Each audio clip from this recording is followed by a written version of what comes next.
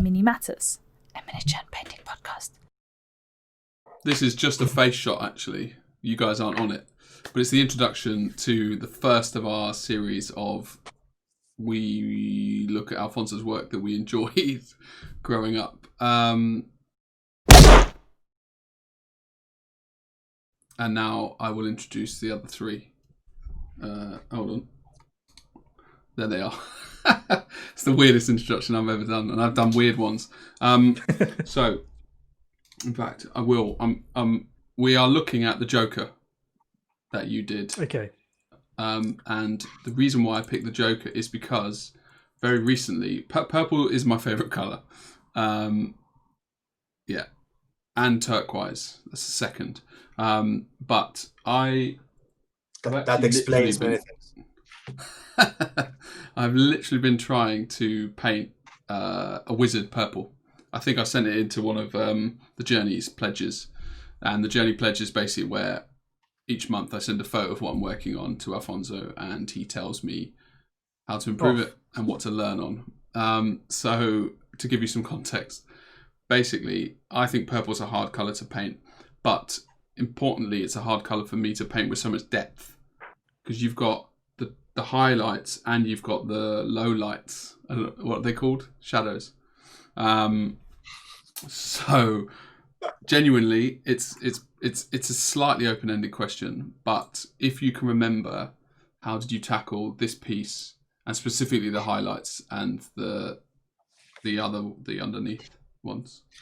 Well, that's an interesting question because it was quite difficult to do because as he is full of purple, and purple is normally a color that easily it goes very like candy feeling, or super desaturated, and you have to keep this mixture between he is a clown, right? So he has these like colors that doesn't match really well between themselves, so you will not dress like this because it's too exaggerated, but at the same time the feeling has to be creepy a little bit and like dark.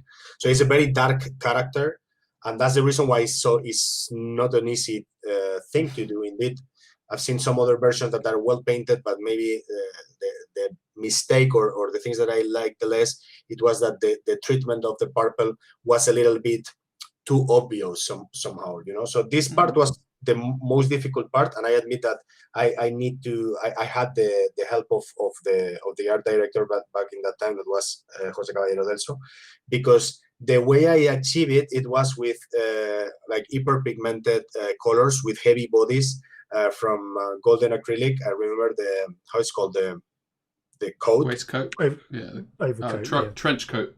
The trench coat. I did it. I mean, the colors were working really well. I highlighted with some kind of like very bright salmons, and it was working really well. So I basically create a structure with mid-saturated purples, not super saturated purples for the mid-tones, and I subtly high up the light with salmons until the end that was sort of pink or something like this. But because I didn't want to create a very matte and pale feeling, I did it too shiny. So then I had to matte it again with matte varnish. That was tricky. It was not. I mean, I had the color, I had the right contrast, but it was a little bit too shiny. And in between this glossiness and the final and the perfect matte feeling, it turned into something in between, that gave the color a quite rich, interesting outcome, right? And then the pants were much easier. It's a different treatment here. The purples were more bluish, and that was the way to separate. So let's say that the trousers are we'll say like the combo of purples or purple tones that are deeper and also slightly more desaturated and also colder in terms of temperature, while the coat is with the opposite colors that turns more into red, It's not purely red because it turns into pink. But let's say that when you have purples, the difficulty of purple is basically that you have three options. Either you play with black and white and then you will desaturate it and make it very grayish, it will turn lilac, or you play with reds and it will turn it pink, or salmon, or somehow also orange would be an option, or you play with blues and then you can make it very cold, you know. So this is like does it make sense? So you have the option of black and white, you have the option of reds or red plus yellow, which means salmon, or oranges, which is a little bit too extreme and it will not match really well with the character, and then you have the blues basically. You could also use greens at some point to highlight the purples, but the green was already on the let's say waistcoat. Waistcoat. Waistcoat or West Coast. The waistcoat is what he's got under, and then the overcoat is the main. The thing is that green and purple are a very like traditional combo. Beautiful. It's something very classic, you know. There's a classic color combo. But the thing that he also has the shirt is also yellowish. It's a kind of like yellow khaki, something like that. And the tie is also greenish as well. It's a kind of like camo green with some sparks of yellow. So it has a big amount of yellow at the end here on the front, obviously translated through green, but it has inside the yellow. That creates a very interesting contrast because purple and yellow, which is inside the green, they make this complementary game. But then it means that you can not overwork with the greens and you cannot overwork with the yellow. So you have to keep them quite controlled, especially in terms of saturation, right? And here the contrast is more achieved by a good set of shadow planes, you know, like a good distribution of the shadows through the volume, and also then desaturating certain elements, especially the greens, to avoid that they will conquer the face, because the face at the end is a kind of off-white feeling, and obviously that means that if you empower the greens, then they will take over the situation, if that makes sense. Make it sense. I and then the face is done. To finish, the face is done with watercolors. Oh wow! On top of acrylic. Crazy. Huh? Crazy or logical? No. It makes total sense because first I did the face like if he was not makeup, and then I wanted to create something that could be broken. Yeah. So by using pigments from watercolor, you can place the pigment and then you can break that pigment with a little bit of water in certain areas. So you can create a kind of effect that looks like the makeup is vanishing. Literally coming off in real life. Which he has in the films. In terms of the palette you've used, now obviously that's based on Nolan's film, on Nolan's version of the Joker. In the film, Nolan's films are notoriously quite dark and quite gritty.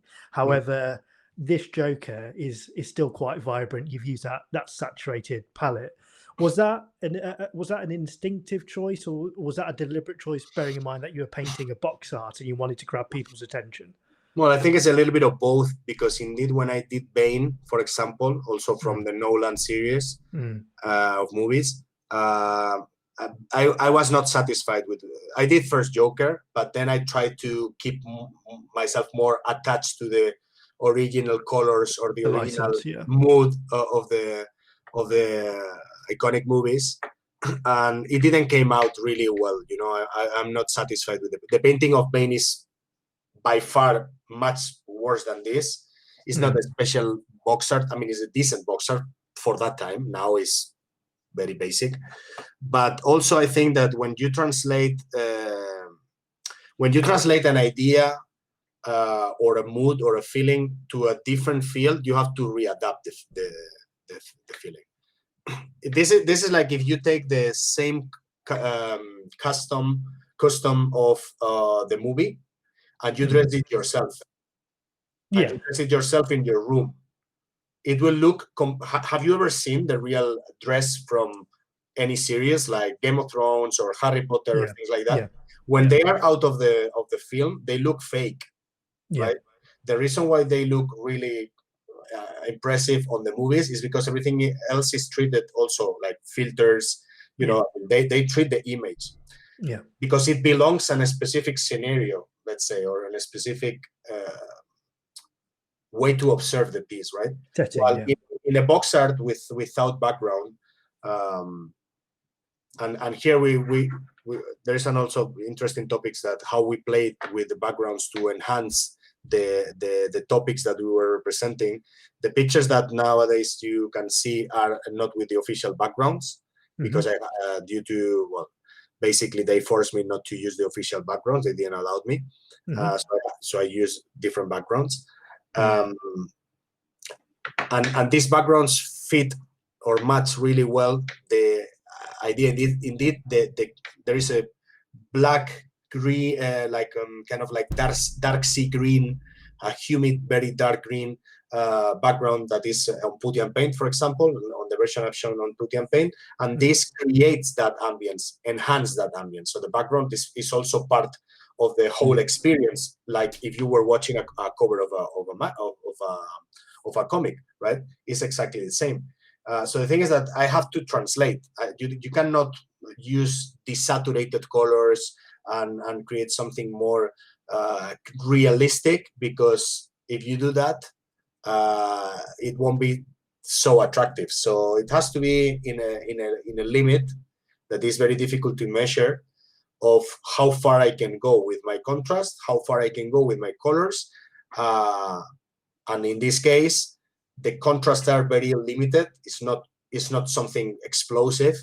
It's something well rendered. I think it's a really good box art. Sincerely, I think it is one of my favorite, because I think it looks simple. I picked it. I think it looks like everybody can do it.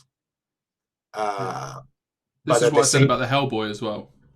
But at the same time, it's not easy to do. It's not easy to do. You know, so I think it's an interesting selection. Thank you, and thank you, Lionel, for picking them. For then letting. Oh no, you didn't. Thank you, Alfonso, for sending them. Screw you, Lionel. Right, episode 1. That's one film in the bank. That's a Tenacious D reference. Anyway, thanks everyone, and cheers. And see you in the next one. See you in the next one.